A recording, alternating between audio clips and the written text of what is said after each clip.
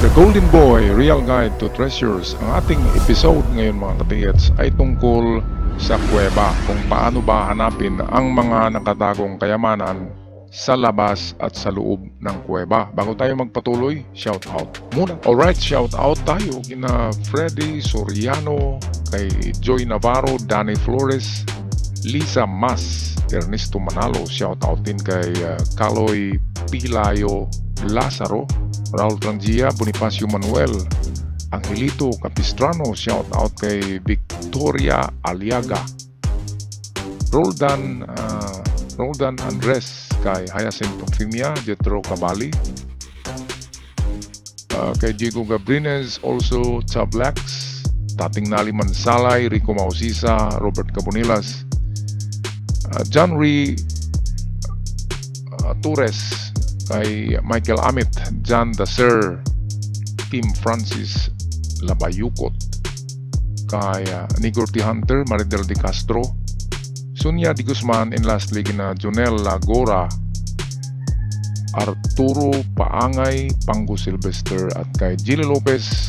At sa mga hindi nabanggit na pangalan, shout out sa lahat. Tayo na ngayon magpatuloy. Magandang buhay mga katiyats. Merong mga nagtanong sa akin kung paano ba hanapin ang treasure sa kuweba or cave.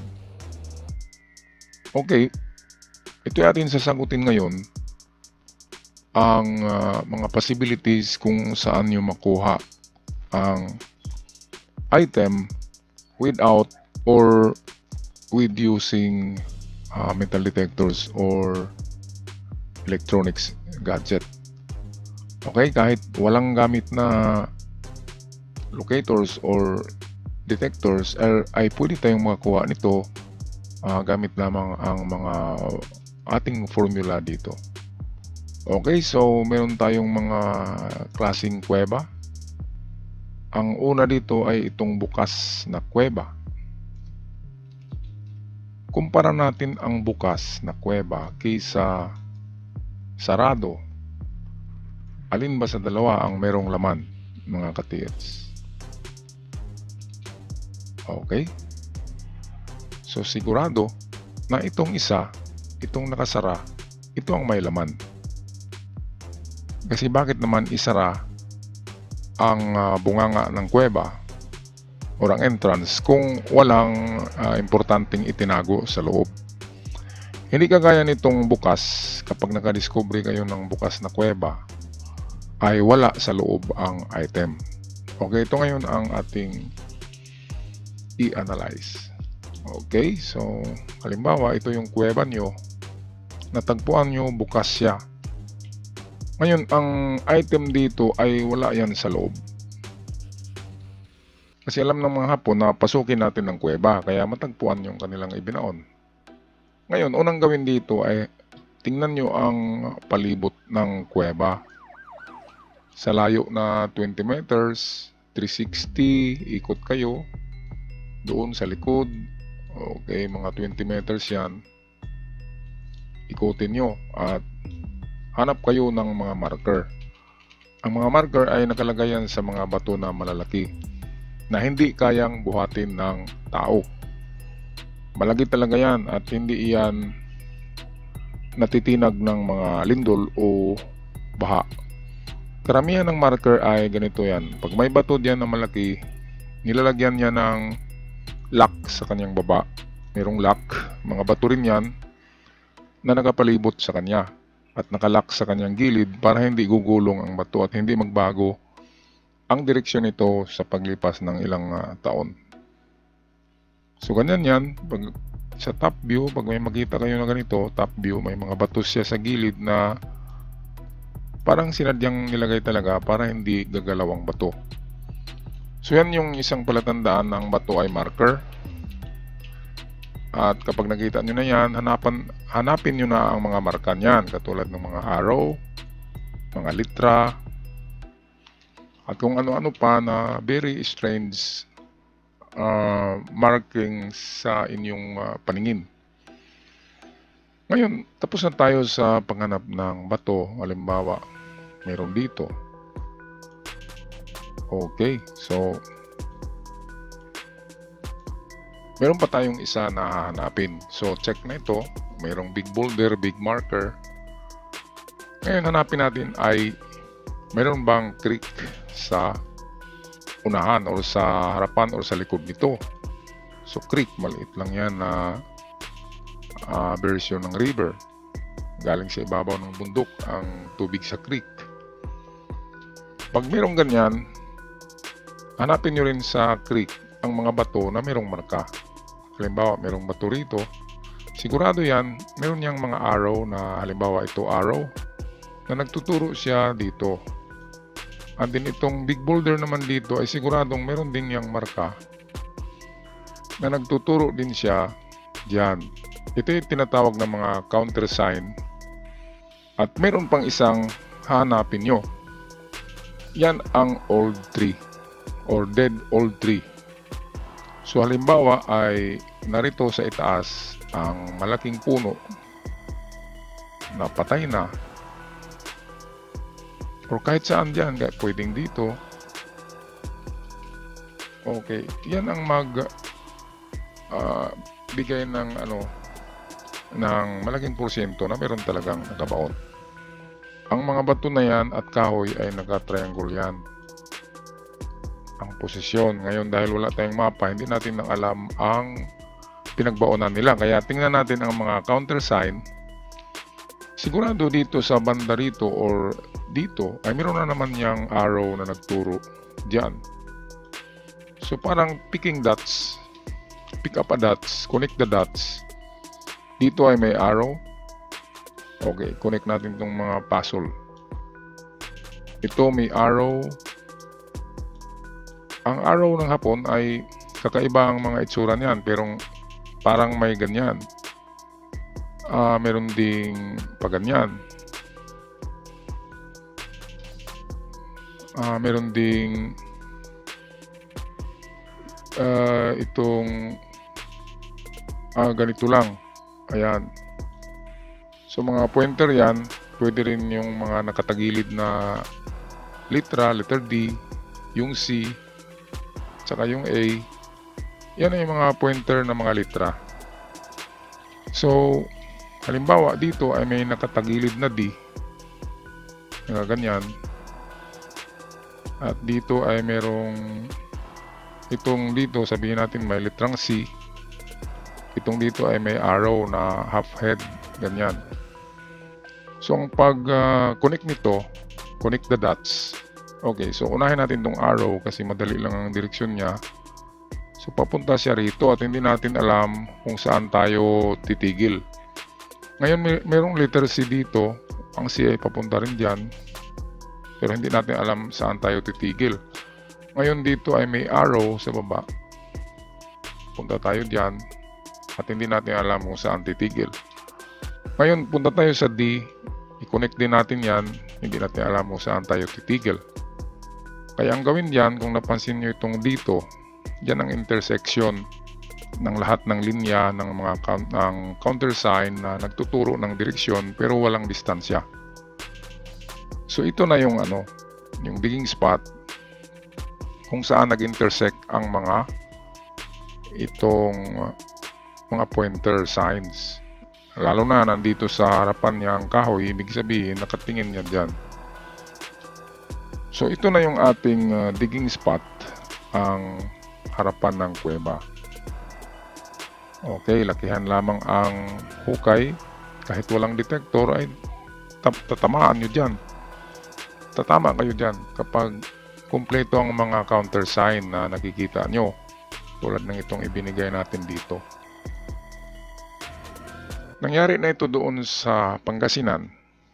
Kwento ng aking kaibigan na mayroon daw nag-operate sa kuweba kasi merong hapon na pumunta at tinahanap yung kuweba. Ngayon binakho nila yung kuweba, binuldos, walang natagpuan sa loob ng kuweba. Yun pala ay nasa unahan lang sa labas ng kuweba ang item. Kaya yun ang isa sa mga example na totoo na ang mga bukas na kuweba ay wala ng mga laman o wala talagang laman yan kasi marker lang yan ng mga hapon at nasa labas lang yan nakabaon ang item. Okay, punta tayo sa isang ilustrasyon. Okay, ito yung saradong kuweba. Pag nabuksan nyo yan, ingat lang kayo kasi merong mga bubulaga dyan sa entrance. Ito yan, kung side view, ito yung kuweba na sarado. So sarado siya rito, nakalagay mga boulders, at nang madiskubre nyo ay pumasok kayo kaagad. So bago kayo papasok ay dapat yung mga mata nyo ay maingat na maingat ang siyasat sa kapaligiran, lalo na itong portion dito na mga inaapakan nyo. So ano nga ba ang titingnan nyo dyan? Of course, any metallic, mga metal na nandyan, lalo na yung mga pabilog na metal na nagaganyan, na mayroong ganyan sa gitna, yan ay mga landmine, mga bomba na kung maapakan ay sasabog. So mayroong nilalagayan na ganyan. Meron ding mga tripwire, yung mga wire na nakatali sa mga granada, sa mga bomba, at kapag nasagi mo yan, sasabog din yan. Okay, pero hindi na gaanong sensitive ang mga ganyan dahil mga kinakalawang na. Pero kapag nabundol nyo ng inyong mga tools, napukpok nyo ng maso, ay talagang sasabog pa yan. Okay, ngayon, ang paghanap dito kapag sarado na kuweba, kasi nasa loob talaga ito ang item. Ngayon, ang unang gawin nyo ay test dig ka agad dito sa harapan. Katulad nito, meron siyang hukay. Mga 3 meters lang galing sa boulders dito sa entrance. 3 meters ay test dig na kaagad kayo. Kasi meron sila ibinaon dyan na giveaway. Giveaway yan kasi hindi pwedeng malaki ang ilagay dyan. Yan ay sinadya nila kasi baka guguho itong kuweba rito, yung bunker, ay mahirap na makuha nila. Kaya naglagay sila ng isang giveaway dito sa may entrance. So yan ang number 1 na makuha nyo sa kuweba. Ngayon, pangalawa ay dito sa ibabaw. Tinatawag yan na full rock treasures. Yung bato na nakalambitin sa ibabaw, full rock. Okay. Lalo na kung pabilog. Kaya siyasatin nyo, tingnan nyo ng maigi kung artificial ba na bato itong nasa ibabaw. At kapag sa tingin nyo ay talagang artificial lang yan na semento at mabilog siya or square, ibig sabihin ay may laman siya. Kaya tinatawag na full rock dahil ihuhulog nyo yan, tinatanggal nyo yan dito at babagsak yan. At karamihan ng laman yan ay hindi gold bars. Kapag full rock, mabigat kasi. Kung gold bars ilalagay nila dyan, ay hindi tatagal, babagsak yan. Mahuhulog ito. Kaya nilagay nila dyan ay mga gemstones. Katulad ng mga diamonds, ruby, sapphire, at ilan pang mga mamahalin na mga crystals. Yan ang full rock treasure. So, pangalawa yan. Punta tayo sa pangatlo kung saan nyo hanapin ang item. Ang pangatlo ay siyasatin nyo ang mga gilid or walls. Ang mga walls ng kuweba, himas-himasin nyo lang. And then observe kung saan yung medyo kakaiba ang temperature, yung warm, medyo warm siya. Kakaiba siya doon sa mga malalamig. At kapag meron kayong itong nahipo na medyo kakaiba ang temperature, medyo warm konti, pwedeng yan na portion ang itong silyado na bunker or nilagyan nila ng item. So nasa wall yan, sa mga wall. Yan ang pangatlo natin na paraan sa paghanap. Ang pang-apat ay sa dead end. Katulad dito, dead end na ito. Okay, so dead end na yan. Yan ang dulo ng kuweba. Ngayon, dalawa lang ang puntahan yan sa paghanap. It's either ay nasa likuran nito. Ito yung number 1 na ito yung target na number 1. Okay, butasin nyo lang yan. Ito yung number 1 target. Pangalawang target ay sa flooring. Ito. Flooring. So dito yan sa flooring. Pwedeng dito rin maghukay kapag dead end na ng kuweba. So ito yung ating pang-apat na paraan sa paghanap. Ngayon kung ang kuweba nyo ay nagsanga, halimbawa ito yan, galing kayo dito, entrance ito, and then biglang nagsanga, biglang na ganyan ang kuweba, and then dead end. Saan ba kayo maghukay niyan? So ang una diyan na prospect kaagad ay itong portion dito. Ayan, so butasin nyo ang wall diyan, at kung wala diyan ay sa flooring dito sa harapan. At ang pangalawang paraan diyan ay ganun pa rin sa mga dead end, katulad ng ginawa natin kanina. Okay, so all in all sa kuweba ay merong pwedeng 5 na makuha nyo na item. Isa sa entrance, lagyan natin ng pula. Isa sa sanga, isa sa dead end, isa sa wall, at isa sa full rock, yung nahuhulog. So ganyan lang mga katits, kapag serado ang kuweba, closed cave or closed tunnel. Pero kapag bukas, katulad ng pinakita natin kanina, ay nasa labas ang item. Okay, so yan lang mga tiyats ang technique ng paghanap ng item sa kuweba. Ngayon kung meron kayong metal detector or scanner, mas madali nyong mahanap yan. Kasi alam nyo na kung saan puntiryahin sa ating diagram, at hindi kayo kung saan-saan na lamang nag-detect, kundi meron talagang analysis kung saan banda ang mga digging spot, at ang inyong metal detector at scanner, yan na mismo ang mag-pinpoint accuracy na doon talaga maghukay. Okay, maraming salamat mga ka-TH. If you like this video, please subscribe sa mga bago pa lamang nakabisita, at sa aking avid followers, shout out. Ingat kayong lahat mga ka-TH. Paalam na. See you on my next video.